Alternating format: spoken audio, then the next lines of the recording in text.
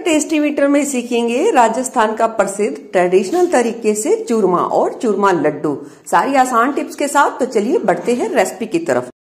राजस्थानी चूरमा बनाने के लिए यहाँ मैंने 1 किलो से थोड़ा ज्यादा लिया है आटा, लगभग ये 1.25 किलो के करीब है आटा। आपके पास अगर थोड़ा सा मोटा आटा हो तो वो आप लीजिए, तो जल्दी बनेगा और कम मेहनत पड़ेगी। तो उसमें हम ये डाल देंगे 1 कटोरी के करीब पिघला हुआ घी। माप से देखा जाए तो ये 200 ग्राम के करीब घी है। घी को हम अच्छे तरीके से आटे में मिला लेंगे, यानी कि मोयन लगाएंगे। इसे अच्छे तरीके से मिलाएं ताकि आटे में बहुत ही अच्छे तरीके से घी एक साथ होके मिल जाए। मोयन को अच्छे तरीके से मिलाने के बाद उसे इस तरीके से मुट्ठी में भरेंगे और दबाएंगे। अगर ये देखिए आटा हमारा इकट्ठा हो गया है तो समझो मोयन बिल्कुल परफेक्ट है। अगर आटा आपका बिखर जाए, टूटने लगे, तो आप इसमें थोड़ा सा घी गरम करके और मिला सकते हैं, यानी कि मिला दीजिए। अब हमने हल्का गरम पानी लिया है, थोड़ा थोड़ा करके पानी से आटे को लगाते जाएंगे और आटे को इकट्ठा करेंगे। चूरमे के लिए जो आटा लगाएंगे उसको हमने बहुत ज्यादा टाइट रखना है, यानी कि टाइट रखेंगे, सख्त रखेंगे। तो ये देखिए मिलाते जाएंगे थोड़ा थोड़ा करके और आटे को इस तरीके से एक जगह इकट्ठा करते जाएंगे। थोड़ा थोड़ा लेंगे आटे का पोर्शन और थोड़ा थोड़ा पानी डाल के आटे को हम इकट्ठा करते जाएंगे। आटा लगा के इकट्ठा कर लिया है, इसे बिल्कुल भी गूंथना नहीं है। आटे में पानी का इस्तेमाल इतना करना है कि बस आटा जुड़ पाए, और इतना आटा लगाने में मैंने 2.5 कटोरी के करीब पानी का इस्तेमाल किया है। अब थोड़ा थोड़ा हम आटे का पोर्शन लेंगे और इस तरीके से दबाव देते हुए हम इसकी मुठियां लंबी लंबी तैयार कर लेंगे। ये देखिए थोड़ा सा पोर्शन लेते जाएंगे और इस तरीके से उसे भींचकर, यानी कि दबाव देते हुए हम उसकी मुठियां तैयार करेंगे। देखिए कुछ इस तरीके से। इसी तरीके से सारे आटे की हम मुठियां बनाकर तैयार करेंगे।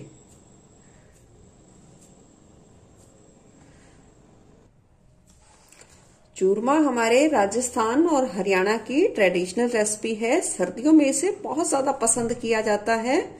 तो देखिए बातों बातों में मैंने सारी मुठियां बनाकर तैयार लगभग कर ली हैं।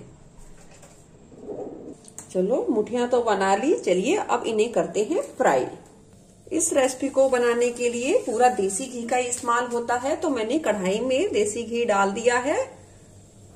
घी को गरम कर लिया है। घी को बहुत ज्यादा गरम नहीं करना है और मुठियों को तलते वक्त गैस की फ्लेम को लो टू मीडियम पर सेट कर दीजिए और एक बार में जितनी मुठियां आए आप उतनी डाल दीजिए।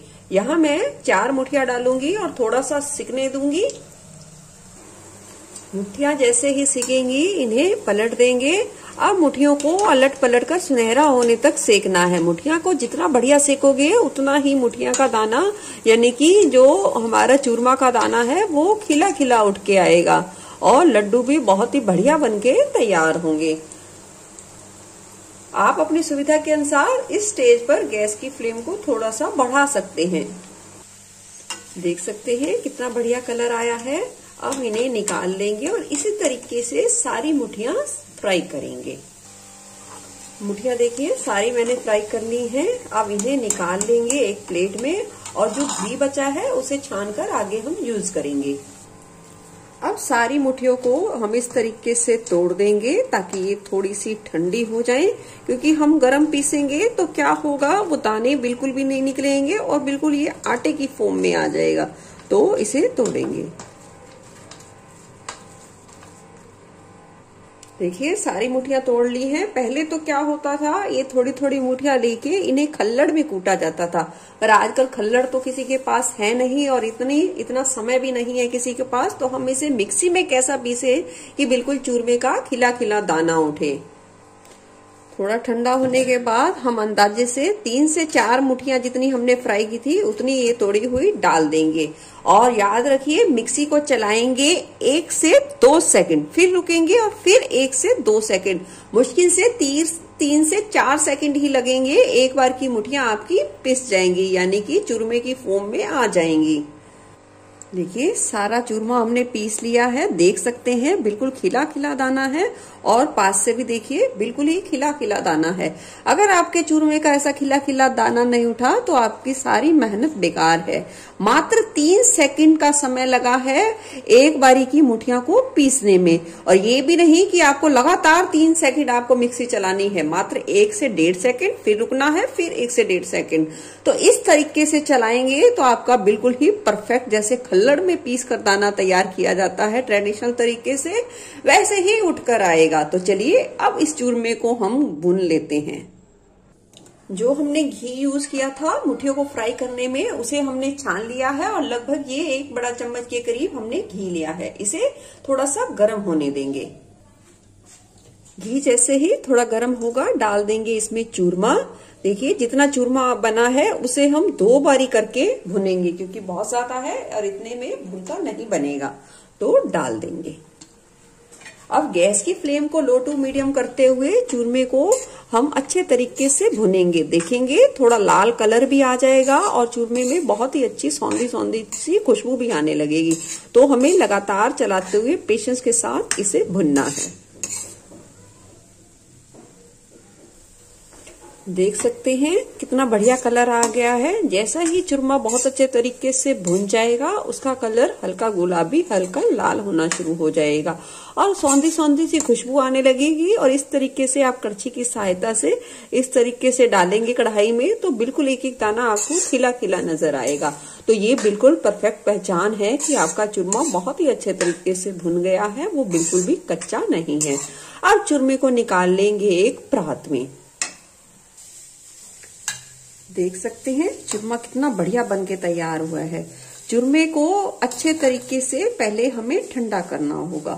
मैं यहाँ चूरमे में 2 तरीके से मीठा डालना बताऊंगी। जो आपको पसंद हो वो आप अपने स्वाद के अनुसार इस्तेमाल कर सकते हैं। चूरमे को पहले अच्छे तरीके से पहले ठंडा कर लीजिए, फिर उसमें 2 कटोरी के करीब देसी खांड या 2 कटोरी के करीब भूरा चीनी, जो आपके पास पसंद हो, जो आपके पास अवेलेबल हो, आप उसे इस चूरमे में अच्छे तरीके से मिला लीजिए। अगर आपको ड्राई फ्रूट्स का टेस्ट पसंद है तो आप अपनी पसंद के ड्राई फ्रूट्स लीजिए, उसे थोड़ा सा काट कर फ्राई कर लीजिए, वो भी आप इसमें इस्तेमाल कर सकते हैं। फिर सारी चीजों को अच्छे तरीके से मिलाने के बाद, ठंडा करने के बाद आप इसे एयर टाइट कंटेनर में रख लीजिए। जब भी आपको खाना हो आप इंस्टेंट खा सकते हैं। पर जब गुड़ के साथ चूरमा खाया जाता है उसका तरीका थोड़ा बदल जाता है। तो उसमें क्या होता है कि चूरमे को इसी तरीके से, यानी कि बिना मीठे के ऐसे ही रखा जाता है। जब भी आपको खाना हो इंस्टेंट ही गुड़ मिलाया जाता है। तो चलिए मैं वो तरीका आपको बता देती हूँ। चूरमा में गुड़ का मीठा डालने के लिए हमने कढ़ाई में 1 छोटा चम्मच घी को गर्म कर लिया है। अब हम इसमें डाल देंगे गुड़ और डाल देंगे 2 चम्मच के करीब पानी। अब गुड़ को हम अच्छे तरीके से पिघलने देंगे। गुड़ बस पिघल जाए, बस हमें इतना ही पकाना है, बहुत ज्यादा यहाँ गुड़ को हमें नहीं पकाना है। अब इसमें डाल देंगे ये चूरमा। जितना आपने गुड़ इस्तेमाल किया है उस हिसाब से आप चूरमा डाल दीजिए। यहाँ मैंने 2 मीडियम साइज के टुकड़े गुड़ का इस्तेमाल किया था। अब हम इसे अच्छे तरीके से मिला लेंगे और जितना हमें गरम चाहिए बस उतना ही गरम करेंगे। ओवर ज्यादा हमें चूरमे को गरम नहीं करना है। देखिए चूरमा हमने गरम कर लिया है, जितना गरम हमें चाहिए या जितना गरम हमें खाना है या सर्व करना है। बहुत ज्यादा गरम बिल्कुल भी गुड़ के साथ नहीं करना है, बस जितना खाना हो गरम चाहिए आपको उतना ही गरम कीजिए। अब गैस की फ्लेम कर देंगे बंद और इसे निकाल लेंगे एक प्लेट में। देखिए चूरमा बनके तैयार है। इसे ऐसे भी सर्व कर सकते हैं और इसे हल्का सा, यानी कि जितना आप छू पाए इतना ठंडा कर लीजिए और उसके लड्डू बना लीजिए। तो इसे चूरमा लड्डू भी कहते हैं। ये देखिए इसी तरीके से हम इसके चूरमा लड्डू भी बना सकते हैं और एज ए चूरमा ऐसे भी खा सकते हैं। आप इसमें कोई भी ड्राई फ्रूट्स डाल सकते हैं, पर चूरमा इस तरीके से इतना टेस्टी बनता है, मेरे घर वाले तो इसे ऐसे ही खाना पसंद करते हैं। तो आप इसमें चाहे तो ड्राई फ्रूट्स का इस्तेमाल कर सकते हैं। मैंने एक चूरमे को प्लेट में सजा लिया है और साथ में ही चूरमा लड्डू रख लिए हैं। मेरे घर में जिसे जो पसंद होगा वो उसी तरीके से खा लेंगे। आपको कैसी लगी ये रेसिपी, यानी कि ये राजस्थान का चूरमा लड्डू या हरियाणा का देसी चूरमा, आपको कैसी लगी? आप इसे क्या कहते हैं जरूर बताना। फिर मिलूंगी ऐसे बढ़िया रेसिपी के साथ। Eat healthy and stay healthy. धन्यवाद।